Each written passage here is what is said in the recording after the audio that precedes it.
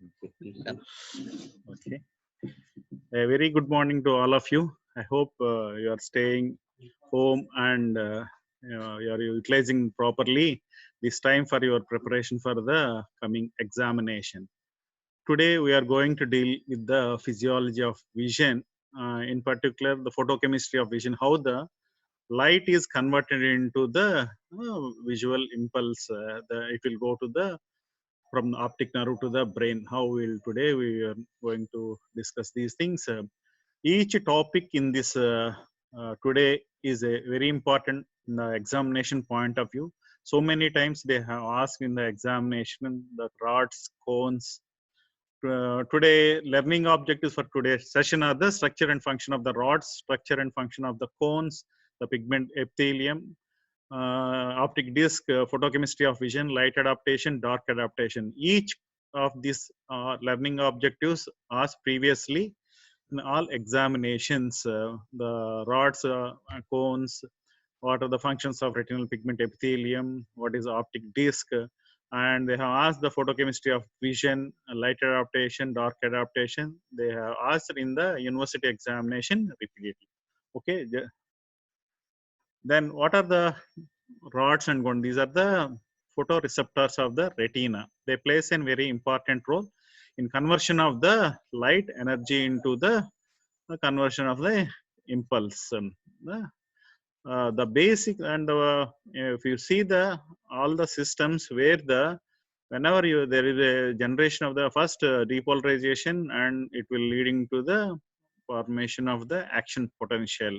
But the speciality in retina in compared to other things is the here the hyperpolarization will produce the stimulus. That is the basic difference when compared to the other things in the rest of the system. The photoreceptors are present in the outer nuclear layer of the retina. The human retinal the receptor layers consists of approximately 100 million rods and 3 million cones are present in the photoreceptor layer of the retina. The distribution of these photoreceptors varies across the surface of the retina. They are when you look at the already we have discussed in the earlier class. Suppose if you see where you have seen the rods are present more on the periphery and the cones are present, but particularly they are more concentrated in the center of the retina. The macula, we have discussed the fovea, foveola, umbo. Well, that is the area where the visual acuity is more.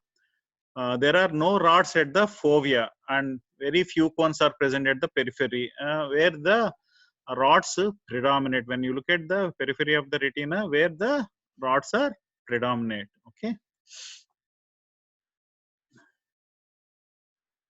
Suppose if you see in this diagram, if you look at the here, the retina, the fovea, the central part of the retina, where you see the one ganglion cell is synapse with one bipolar cell and the one cone.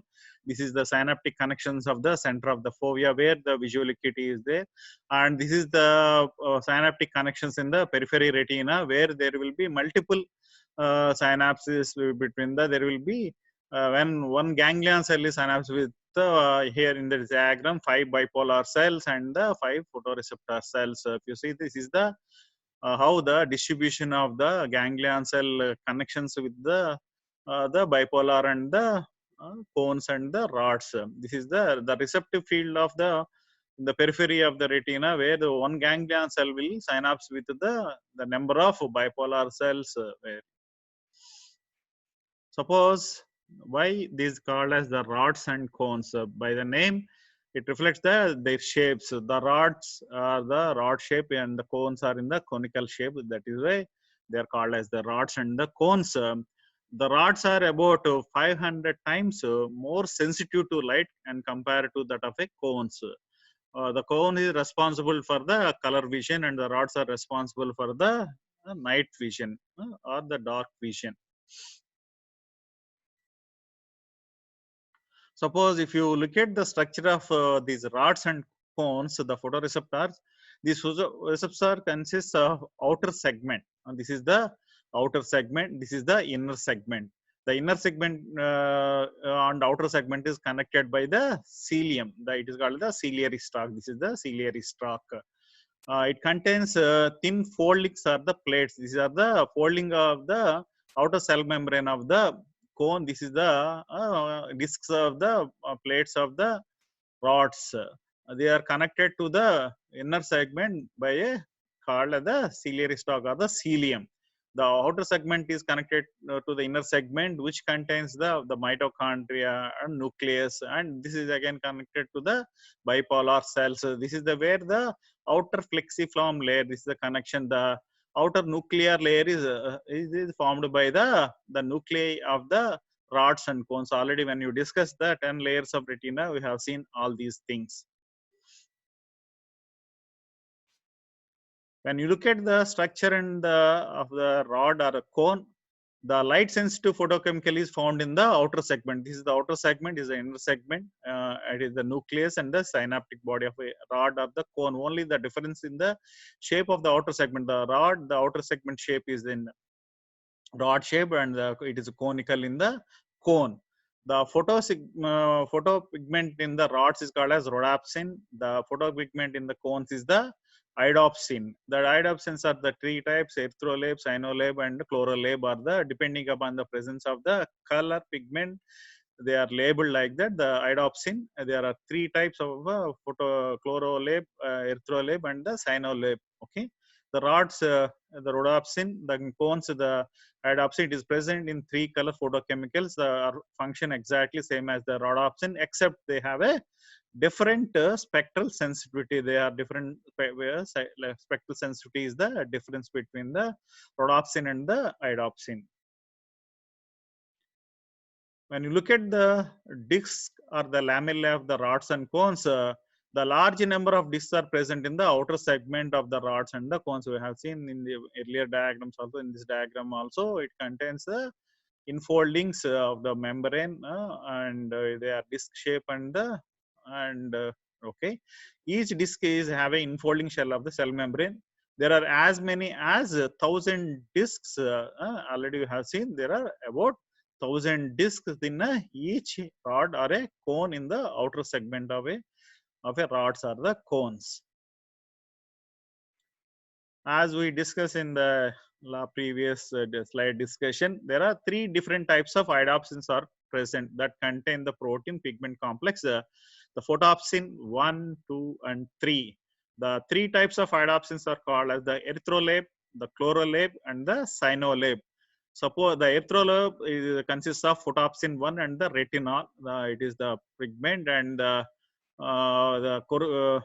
chlorolab contains the photopsin 2 and the retinol, and the cyanolab contains the photopsin 3 and the retinol. This is the different iodopsins in the present in the cones. Basing on the presence of these different pigment, the cones are normally three types, begin on the pigment the present. Already we have discussed depending on the cyanolab, chlorolab, and the erythrolab, the different iodopsins. The cones are classified into S cones, M cones, and L cones. The different opsins differ in the few amino acids and absorbs at a different wavelength as the retinol bound to the pigment. The S is a triton or it is a cyanolab. The M is a ruton or a chlorolab. It is a L is a proton. It is a erythrolab. Then what are the difference of the functions of rods and cones that is asked previously in the university examination? Suppose if you look at the sensitivity to light, the rods are sensitive to the low intensity because of the property of night vision. They play in, they are sensitive to low intensity of light. Already we have discussed it is 500 times more sensitive than the comparative with the cones. The sensitivity to the cones, when you look at the sensitivity of the cones, it is sensitive to the high intensity of light. Suppose if you look at the function of the sensitivity, the rods are plays an important role in the function of the night vision. Suppose if you look at the cones, they are plays an important role in the day vision and the color vision. Suppose if you look at the acuity of the vision, the rods are responsible for the very low acuity. Suppose if you compare the visual acuity from the center of the retina to the periphery, only you can achieve up to only 20 by 200 only. Only 220 by 2. Suppose it is a 2020 in the or 6 by 6 in the center of the macula, the fovea, foveola, umbo, where you have the visual acuity. The acuity is the low visual acuity, and the cones have the higher visual acuity. So as we discussed in the last class, the speciality of the foveola, where the all the inner layers of the retina are pulled right, and directly the light directly passes to the towards the photopigments. That is the speciality. And because it is a avascular zone, the fovea avascular zone, it gets supply nutrition mainly from the choroid. That is why where even the blood vessels also will causes the decreases the whenever they are coming in the during the process of the light passage, also decreases the visual acuity.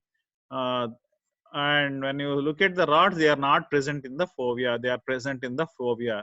And dark adaptations, suppose the rods adapt later, they takes a very the slow response, and the cones adapt in the rapid phase. In the cones, they adapt in the first. In the dark adaptation, the rods adapt later, the cones adapt in the first. In the rapid phase, it occurs in the 4 to 5 minutes in the first phase. The cones, even they adapt even in the slow phase response, it will even last for the 25 minutes. The function of the rods, they plays an important role in the night vision. They don't play any color vision role because it only contains a rhodopsin. The cones plays because of the presence of the cyanolate, erythrolate, and chlorolate. Because of that, they plays a very important role in the color vision. They plays an important role in the color vision of the human eye.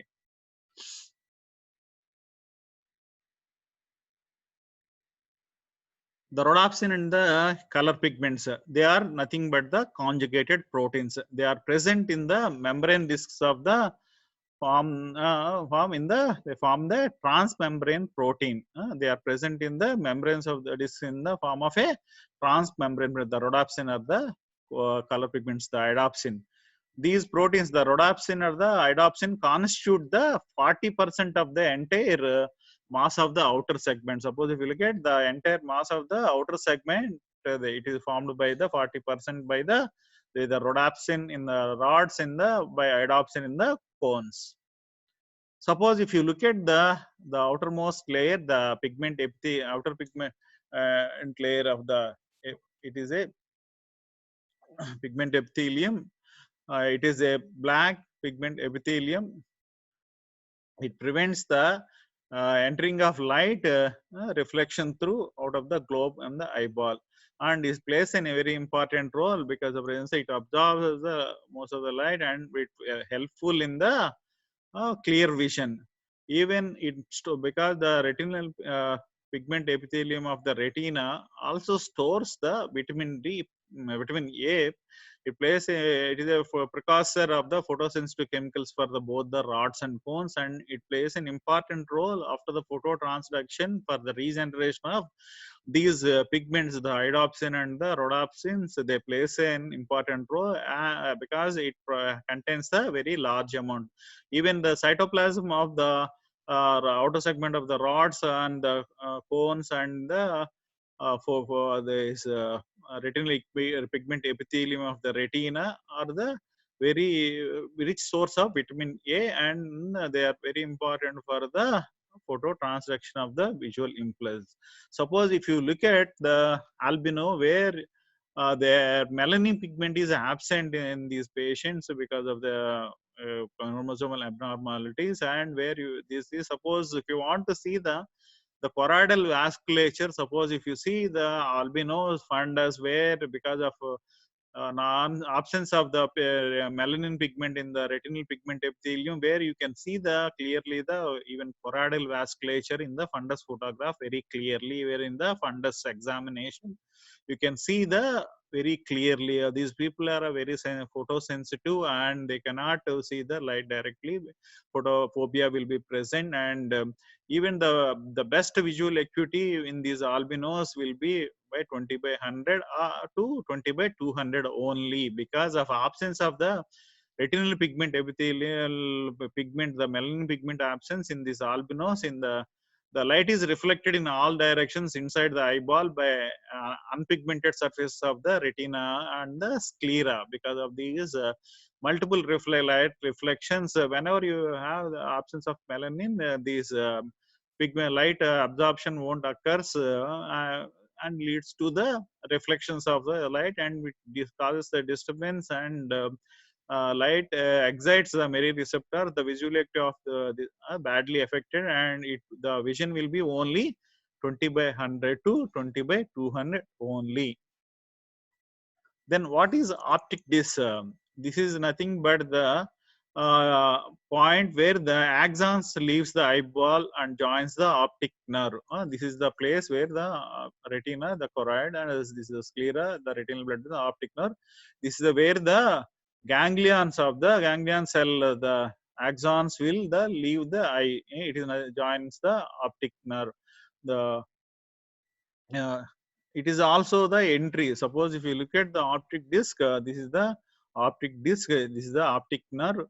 This is the point where which the axons leave the eyeball, joins the optic nerve. Even the retinal vasculature, the retinal artery and retinal vein, the retinal artery enters through the optic disc, and the retinal vein leaves the retina at the optic disc only. Suppose if this is the optic disc, the optic disc and optic cup already we have discussed in the earlier class. The ratio is very important. Whenever there is an increase in the optic cup disc ratio, that is what we see in the physiologically. We see there is an increase in the optic cup and disc ratio seen in the myopia. And it is pathologically, whenever there we have the glaucoma, the condition where there will be damage of the optic nerves and deepening of the optic cup increases, and this will increase the optic cup disc ratio. There are no photoreceptors are present in the optic disc area, and hence is known for the blind spot. Suppose if you see the field analysis, okay, we'll discuss in the next few classes where it is located of a temporal, and it is from the center point down, and it is the optic disc is a pinky yellowish oval, approximately 2 mm in diameter. The optic disc, it is approximately 2 mm. It is a oval shape. It is not the circular. Okay, we'll discuss the most important topic of today's class is the photochemistry of the vision. Suppose if you look at the photochemistry of the vision, this is the flow chart indicating, suppose if a light falls on the rhodopsin, immediately within the picoseconds, after falling of the light, the rhodopsin is converted into batho-rhodopsin. Then within nanoseconds, the batho-rhodopsin is converted into lumirhodopsin. Within microseconds, it is converted into metarhodopsin 1. Within milliseconds, the metarhodopsin 1 is converted into metarhodopsin 2. From metarhodopsin to the scotopsin will dissociate. It is the opsin portion of the rhodopsin, and then it is converted into all trans retinol. Again, the all trans retinol is with the help of the isomerase enzyme, it is converted into again 11-cis retinol. The 11-cis retinol again combined with the scotopsin forms again regenerates to rhodopsin within minutes. It is the all trans retinol is again is exchange with the all trans retinol. All trans retinol is nothing but the vitamin A. It is the present in the cytosol of the high quantities in the cytosol of the rods and the cones, and even the it is a high quantity present in the retinal pigment epithelium. There is both acts as a reservoir for the vitamin A. The vitamin A is again in the presence of isomerase, again it is converted into 11-cis retinol. Again, the 11-cis retinol is a constant equilibrium with the 11-cis retinol that is formed from the all trans retinol under the influence of isomerase. Again, these all Cis-retinol is again combined with the scotapsin, forms within minutes to the rhodopsin. This is the whole flow chart of the phototransduction of the photochemistry of the. Suppose if you look at this is another flow chart representing the photochemistry of the 11 cis retinol under the influence of light. Again, it converts into the all transretinal and metarhodopsin. The metarhodopsin it activates the protein G with the help of the transducin, activates the phosphodiesterases and decreases the cyclic GMP and causes the closure of the sodium channels and leads to the outer segment and leads to the hyperpolarization of the rods and produce the potential. The principal steps in the phototransduction, suppose if you see this, whenever the light falls on the rhodopsin, it activates the rhodopsin, causes the isomerization of the retinol. The cis retinol is converted into cis transretinal. The activated G protein, the transduction by the opsin, the G protein activation causes the cyclic increases the cyclic GMP phosphodiesterases, which causes the decrease in the cyclic KMP. The decrease in the cyclic KMP lead to the closure of the cyclic KMP gated channels, which causes the hyperpolarization of the photoreceptors. The decreased secretion of the glutamate by the photoreceptors will causes the activation of this, causes the impulse generation. Okay, we will see the receptor potential of the rod. Normally the receptor potential of the is about the 40 millivolts. Normally the outer segment of the rod is very permeable to the sodium ions. In the dark, there is a inward current of the sodium ions will flow into the outer segment of this is also called as the dark current. Under the dark, there will be inward current of the sodium ions in the outer segment. This is because of the very permeability of the outer segment of the rod. The current flow out of this cell through the efflux of the sodium ions in the inner segment. Whenever there is a activation, it will cause the inhibition of the efflux in the inner segment of the this one, leads to the hyperpolarization. The dark currents already just we have discussed. It is a leaky current channels where the current decreased by the decomposing rhodopsin at normal stages where there is a this is very permeable to the sodium ions and the sodium ions enter the outer segments. Whenever there is a decomposition of the rhodopsin, the decomposition of rhodopsin occurs whenever there is a fall of light on the outer segment of these photoreceptors, causes the decomposition of the rhodopsin, which causes the decrease in these channels of the outer segment, and again the further the activation of the adenyl cyclase phosphodiesterase, decrease in the cyclic GMP. These cyclics in GMP will inhibit the channels of the which they take part in the outer pump, the sodium pump, the inner segment, which is leads to the hyperpolarization of these rod. The rod receptor potential, whenever the rod decomposes, it causes the hyperpolarization of the rod by decreasing the sodium permeability of the outer segment. That is the first point. And in this, then the next is the sodium pump in the inner segment keeps pumping out of the cell, causing the membrane potential to become more negative, because this normally it causes the pumping out, but whenever there is a activation of this causes the decrease in the cyclic GMP will causes the more negative, keeps pumping out. This will be inhibited. The greater the amount of light, the greater will be the electronegativity.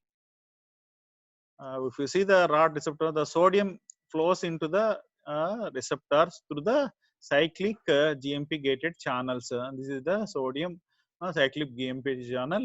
The current flows like this. A sodium potassium pump maintains the steady levels of the sodium potassium inside the this is the inner segment, that is the sodium potassium pumps plays an important role. This is whenever there is a phototransduction occurs, the cyclic GMP levels decreases. This will be inhibited, and the removal of these sodium ions won't occurs, and this will lead to the more electronegativity and the hyperpolarization of the rods occurs. Suppose if you look at the opsin molecule, the rhodopsin, the opsin molecule is a classically 7 transmembrane receptor that couples to the transducin G protein. This is the site of attachment of the seventh position. The seventh is the position where the attachment for the site of the retinol. This is the 7 transmembrane receptor that couples to the transducin G protein. When the opsin attached to the via the amino acid residue of 296 in the 7th membrane spanning segment of the opsin, this assembly is called as the rhodopsin. The opsin and the attached to the scodopsin will form a rhodopsin. This is the attachment site of the 7th membrane. 7th membrane, it attaches at the residue of the 296 amino acid residue. This is the 11-cis retinol to the all trans. The absorption of the photon by 11-cis retinol causes the molecule to isomerization to the all trans retinol. Just now we have discussed. Suppose this is the visual transduction. This is the, suppose if you look at the visual pigment, this is the rhodopsin. Suppose if you look at the one disc, this is the one disc. This is the phosphodiesterase. The visual pigment rhodopsin, it is a transducin. It is attached whenever the visual rhodopsin, it is a transducin. This is a G protein. The rhodopsin is attached to the G protein. It is a transducin. It is a G protein linked, and the after the rhodopsin absorbs a photon of light, it activates the many transducins, and the activated alpha subunit. Suppose if you look at the alpha subunit of the transducin, it in turn activates the phosphodiesterase. The alpha activated this activated alpha subunit activates the phosphodiesterase. The resultant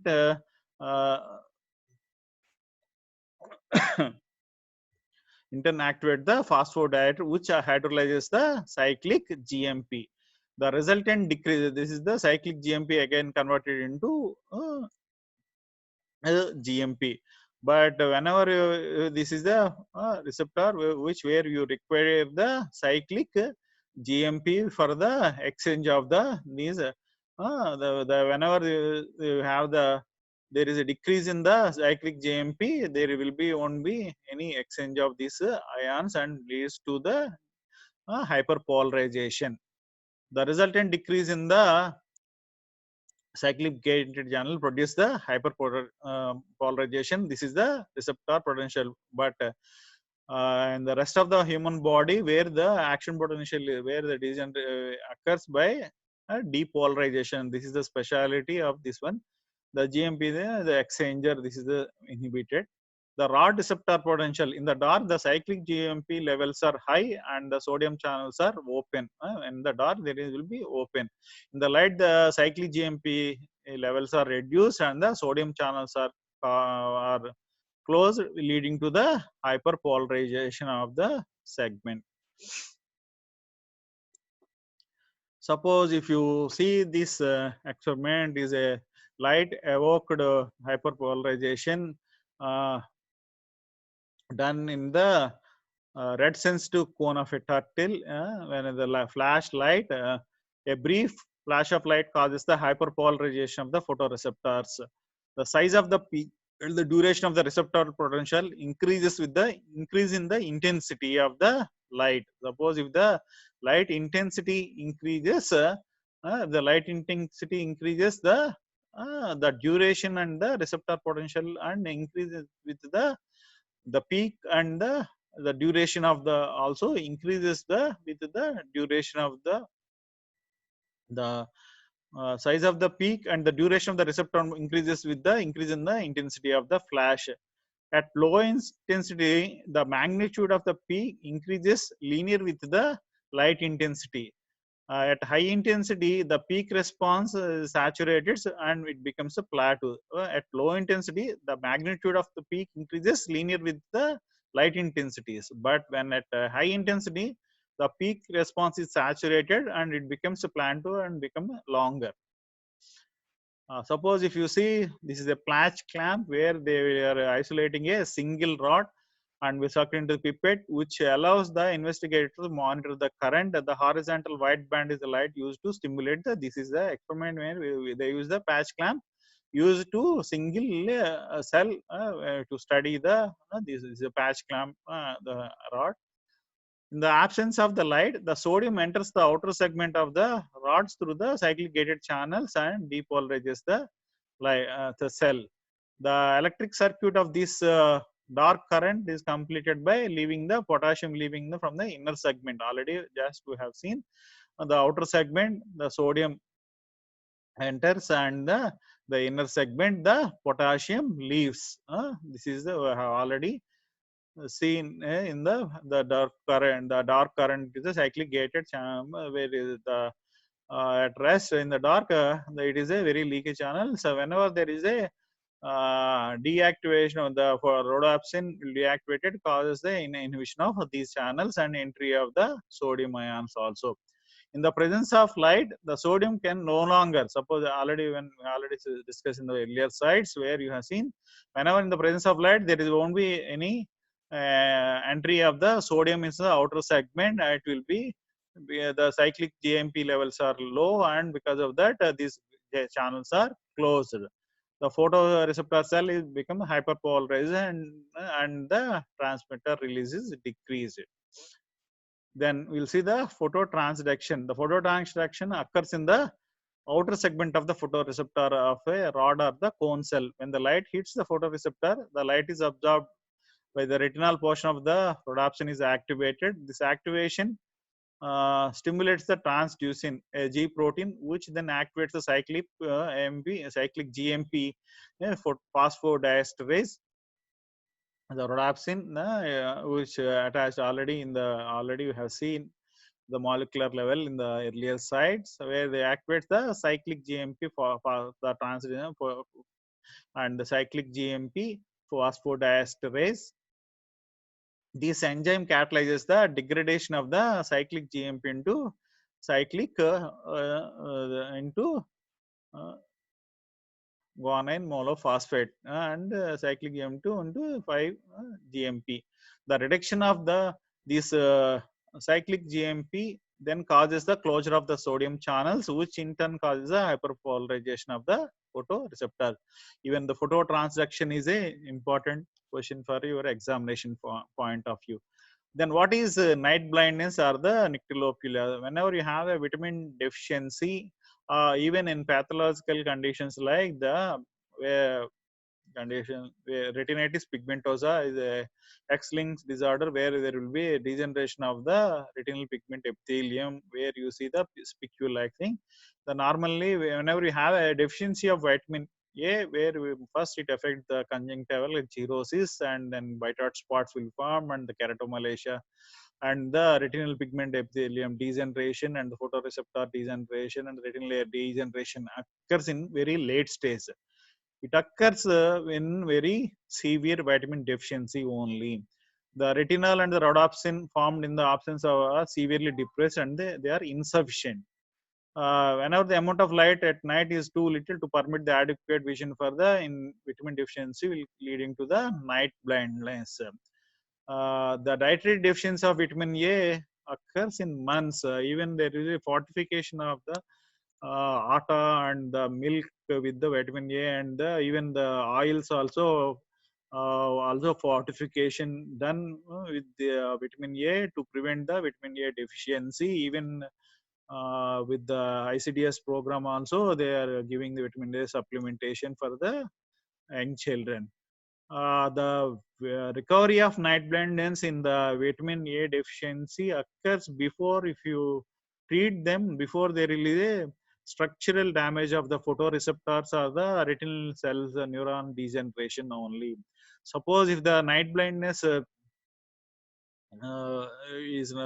very recent onset. There is no degeneration of the no structural change in the photoreceptors, or the no degeneration of the retinal pigment of the retina layers. Recovery of night blindness takes place in less than 1 hour if you give the vitamin A by intravenous injections. Suppose if we thought before there is a degeneration or the structural change in the photoreceptors or the retinal neural layers, then the night blindness can be rectified by giving the vitamin A with the intravenous vitamin A injections.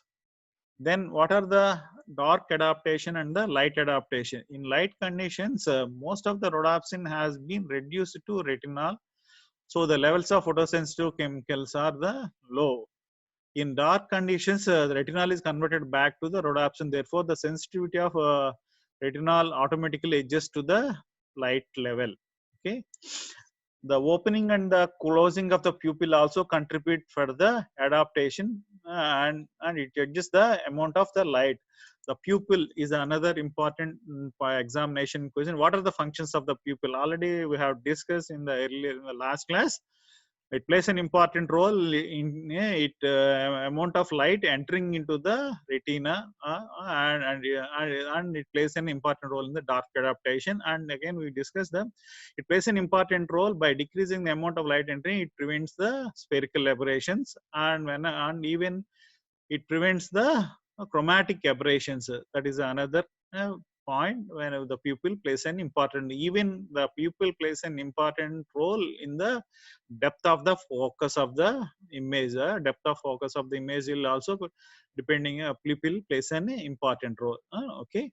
The opening and closing of the pupil also contribute the adaptation by, because it amounts the plays an important role in adjustment of the amount of light entering the eye. The neuronal inhibition or excitation is also involved in the adaptation process. The importance of the light and the dark adaptation. The detection of image on the retina is a function of the discrimination between the dark and the light spots. Already when we discussed in the last class, we have seen the it is a formation of the point sources as and differentiation only. The image is formed from the each image. It is very important that the sensitivity of retina will be adjusted detecting the dark and the light spots on the image. Whenever you enter from the sun to a movie theater, even the dark spots appear bright, leaving the little contrast. Suppose when you enter from the darkness to light, the light spots are not light enough to register. Whenever, suppose if you enter from a, that is, we have commonly encountered these things whenever you are coming from the multiplex movie theaters. So suddenly when suddenly they open the door, it is very difficult to adjust because of the when you enter the sun from a movie theater, even the dark spots appear the bright. Even suppose if you are entering from the multiplex from the outside, suppose you enter, so even you cannot able to see the lights also. Nowadays you have a provision of the foot lights, most of the movie theaters, but in olden days we don't have that provision, so it is very difficult unless you adapt it to the surrounding conditions. It is very difficult to move in that darkness. Like that, whenever you enter the uh, darkness from a light, the light spots are not light enough to reach us. Then light adaptation occurs in the 5 minutes. When it comes to the dark adaptation, we have the fast response and the slow response. The fast response occurs takes in the 4 to 5 minutes, and the slow response over a period of 25 minutes. If a person have been in the bright light for hours, large portion of the photochemicals in both the rods and cones has been reduced to the retinol and the opsin. Much of the retinol of both the rods and the cones have converted into vitamin A. Because of these two effects, the concentration of the photosensitive chemical remains in the rods are considerably reduced, and the sensitivity of eye to the light is correspondingly reduced. This is called as the light adaptation. Okay, the light adaptation will take in the 5 minutes. Okay, this is the cone adaptation and the rod adaptation is the dark adaptation curve. This is the first rapid response by the cone and the second by the rods. Then what is dark adaptation? In conversely, if a person remains in the darkness and the lightness, all these iodopsin and rhodopsin is converted into corresponding pigments and the retinol, the vitamin A, and there is less availability of this.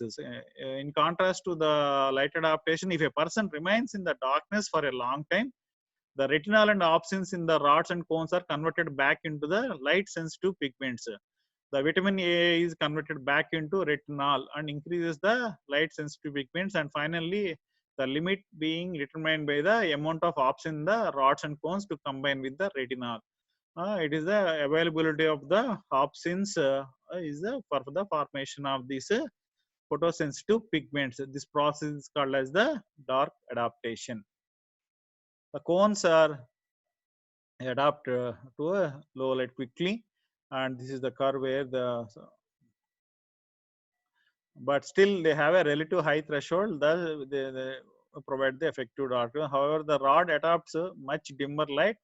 They adapt. Suppose the effect of dark adaptation visual, the subject is exposed to a light at a level of 600 millilumens, then switched to the dark. The graph is plotted. This is the how the is the first the cone adapts and the later the rods. The sensitivity of retina is very low upon once the first entering the darkness, but within 1 minute the sensitivity has already increased to 10 folds. The retina can respond to a light to the 1/10 of the previously required intensity. The sensitivity of retina is very low upon first entering the darkness, but within 1 minute the sensitivity is already increases to 10-fold. This is that is that the retina can respond to light to the 1/10 of the previous ray. This means that when because of the increase in the uh, threshold, because increase in the sensitivity, it will respond. At the end of 20 minutes, the sensitivity has increased to 6,000 folds. But first, within 1 minute, it will increase to only 10 folds. In 20 minutes, it increases to 6,000 folds. At the end of 40 minutes, the increase is about to 25,000 folds. The result is called as the dark adaptation curve. The first response by the cones, they are rapidly adapting, and for second the cones rods will be slowly adapting, and it occurs over a period of the slow response of the dark adaptation occurs over a period of 25 minutes. At the end of 20 minutes, there will be 600 folds. At the end of 40 minutes, it is a 25,000 folds. Within 1 minute, it increases to 10 folds. This is how the retinal sensitivity already when we discussed the within 1 minute it increases to 10 folds. After that, within 20 minutes it reaches to the 6,000. After that, it will reaches to the 25,000 folds. By the time, suppose if you look at the 20 minutes, it is reaching 6,000 folds. After the 40 minutes, it is increasing to the 25,000 folds. The sensitivity of the retina is increasing. The earlier portion of this curve is caused by the adaptation of the cones, because all the chemical events in the vision, including the adaptation, occurs about 4 times in rapidly in cones compared to the rods. All the adaptations occurs 4 times rapidly when compared to the rods. In cones, it occurs 4 times rapidly. That is why the first response, the rapid response is contributed by the cones. However, the cones do not achieve anywhere near to the same degree of sensitivity change in the darkness as that of a rods. I have seen this is the cone adaptation. This is the rod adaptation. The cones do not achieve the same degree of sensitivity in the darkness as that of a rods. The rods will achieve the degree of sensitivity in the darkness. Therefore, despite of the rapid adaptation, the cones is just adapting after only few minutes. Already we have seen the few within 10 minutes the only the within 10 minutes, the rapid response, it occurs within the 5 minutes. The peak of this, suppose if you see, within 5 minutes, the rapid response occurs, but after the 10 minutes, the cone adaptation doesn't occur. Then the, okay, despite the rapid adaptation, the cone ceases adapting after only few minutes, whereas the slowly adapting rods continue to adapt for many minutes, even hours, with their sensitivity increasing tremendously. Already we have the additional sensitivity of the rods is caused by the neuronal signal convergence of 100 or more rods onto the single ganglion cell that we see,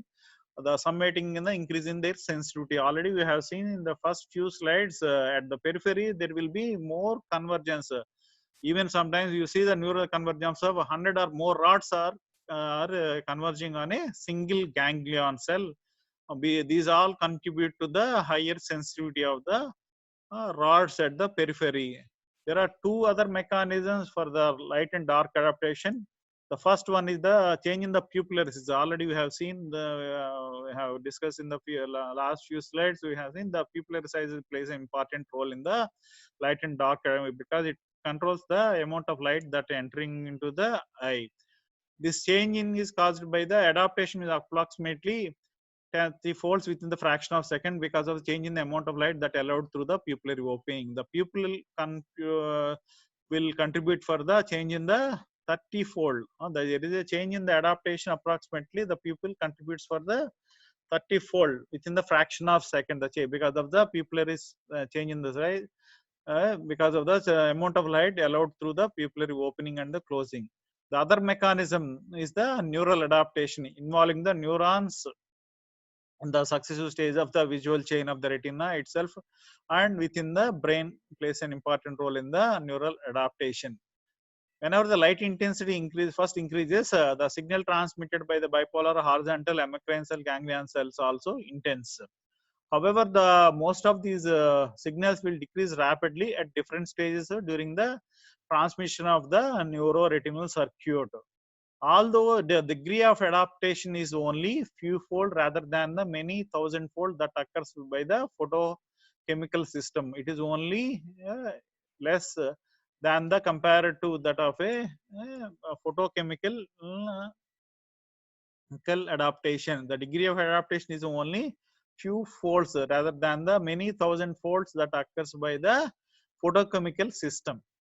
The neural adaptation occurs in the fraction of a second, in contrast to the minutes to occurs that occurs in the photochemicals, that it is a thousand folds compared to that of a neural adaptation. Between the limits of the maximum dark adaptation and the maximum light adaptation, the eye can change the sensitivity of light from 5 lakhs to 1 million times, with the sensitivity automatically adjusting the changes in the illumination. The within the between the maximum adaptation to the maximum adaptation, the sensitivity of light can change from the zero point 0.5 million to 1 zero point 0.5 million to 5 lakhs to 1 million.